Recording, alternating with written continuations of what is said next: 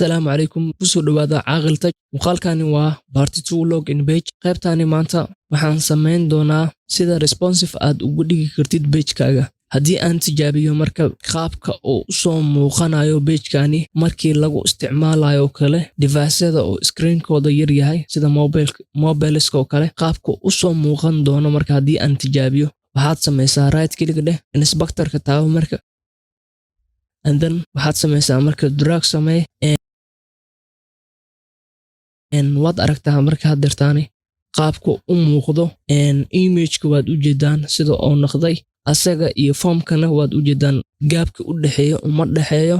waxaad u maleysaa wax isku dhex yaacsan camal okay haddii aan ku sii tijaabiyo xataa mid ka mid ah device-yada waxaad taabataa marka qaybtaas kore oo dimension ku qoran tahay waxaad sii doorataa marka device-ka aad rabtid inaad ku tijaabisid hadda waxaan doortay marka iPhone 12 Pro markii iPhone 12 Pro lagu soo galo login page-keena marka wuxuu u ekaanayaa marka sida tan marna marka anaga qaabkan oo kale inuu ugu soo muuqdo qofka waxaan tagayaa marka design-ka marka waa Figma ku diyaarsan yahay waxaan rabaa markii shaashadaha yariiska kale lagu fiiriyo design-kayga ama page-kayga in uu u muuqdo marka sida tan oo kale waxaad tagtaa marka hadda editor-kaaga tag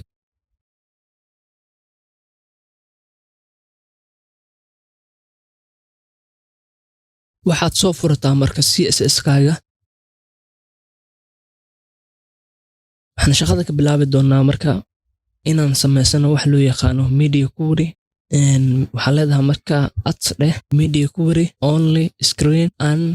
then waxaa leedahay marka width-ka inuu ahaado 992 pixel oo maxi ah macnaha waxaan ula jeedaa koodhka dhexdan qaybtan dhexdiisa aan ku qori rabo in uu saameeyo markii shaashada device-ka aan ku isticmaalayo marka uu ka yaraado kale 992 markaas kaliya koodhkana hal akhri and then inta kalena waxaa la isticmaalayaa qaybta kore waxaan sameynayaa marka image-ka ayaan rabaa inaan display-nan ka dhigo oo aan qariyo kale iyo qaybta kale oo meeshaan ay magaca channel-ka ku qoran inaan qariyo rabaa marka waxaad tiraahdaa container right dheh okay hadda iska soo xaqiijiyo marka magaca waa channel ku soo laabo marka labadooda marka waxaad tiraahdaa marka display-nan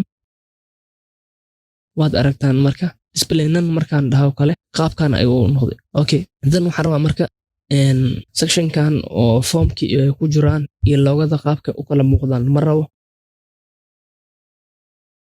waxaan leeyahay marka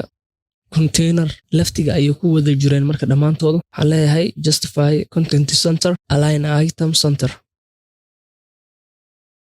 waad aragtaan marka qaabkay noqdeen haddii aan Figmaha ku laabto marka design-ka waad arki kartaan loogada kale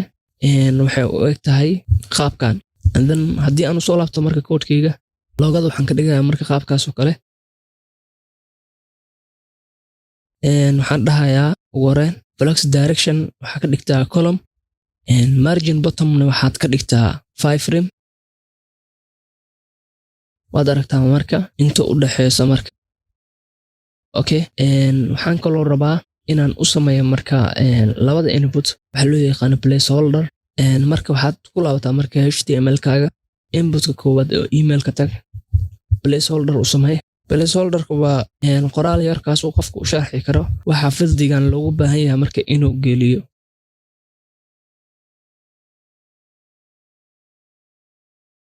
and then password-kana sidoo kale u samee okay haddii aan shaashada weyneeyo marka boom waad aragtaan marka wuxuu inoo soo muujinayaa marka